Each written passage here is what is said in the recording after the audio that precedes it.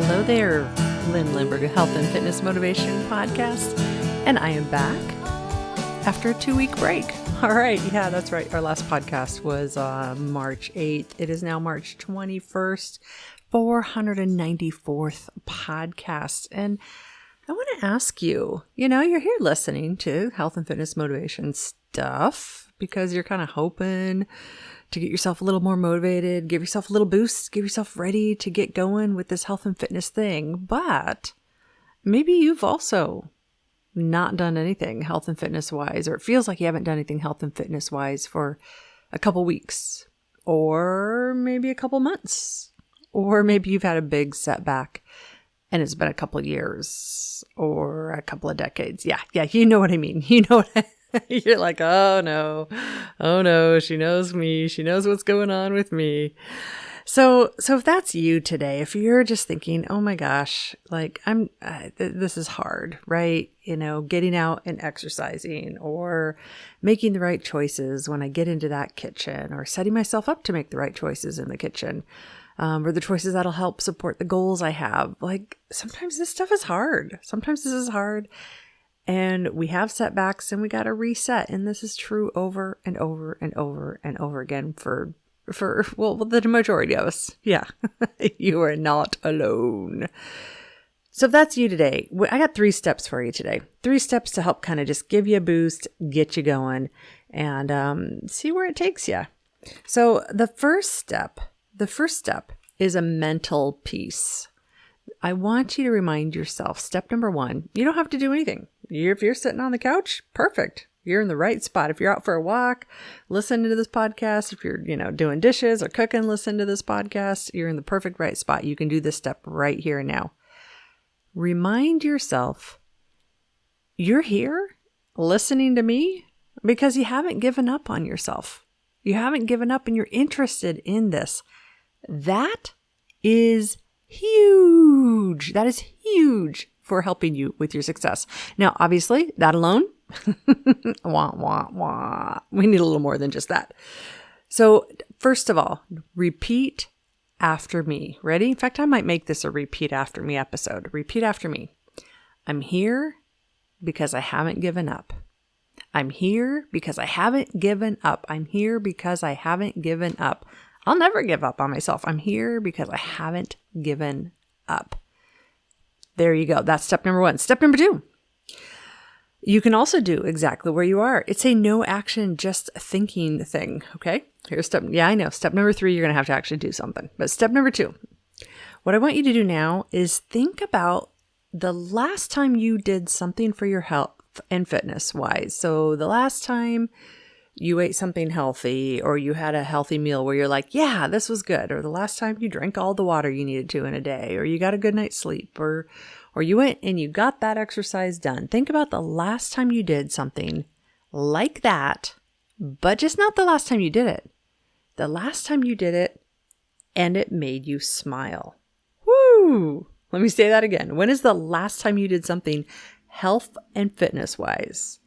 Anything to support your health that also helped you smile. Okay, now, if you're thinking, not at all, Lynn, there's nothing. None of this makes me smile. It's all hard. It all is depressing. If that's you, you got to get connected with me. I will help you out. But what I want you to do, challenge you, really, what's the last thing you did that made you smile? Could have been a class you took, and there was something fun that happened in the class that was maybe not even related to exercise, but you were smiling while you're exercising. That's awesome. Could have been something you cooked. Maybe you made this beautiful salad and oh my gosh, it was actually good and you were proud of yourself. Anything. Could be a day you actually drank all the water you were supposed to drink. And at the end of the day, you said, wow, I did it. And it actually brought a little smile to your face. What's the last thing that made you smile? Think about that. Okay. Now, step number 3. Ready? See if you can guess what it is. Nah. Okay. Step number 3, do it again. Do it again, do it again, do it again. So whatever it was that came to your mind, that one thing you did that helped you smile, go back and do it again. Was it drinking the water you need in a day? Go back, make today a good water drinking day. Because when you habit stack, when you stack on something that makes you smile with something that's healthy, you are so much more likely to do it again. And I know this is an of course thing, but if you're a Gen Xer or a baby boomer, yeah, or maybe even a millennial, but pretty much as Gen Xers and baby boomers, we were taught the right thing to do is what we don't like and what's hard and what makes us, we have to grit it out and everything. So, and we always think that the only way to success is if we aren't liking what we're doing and we're grinding it out.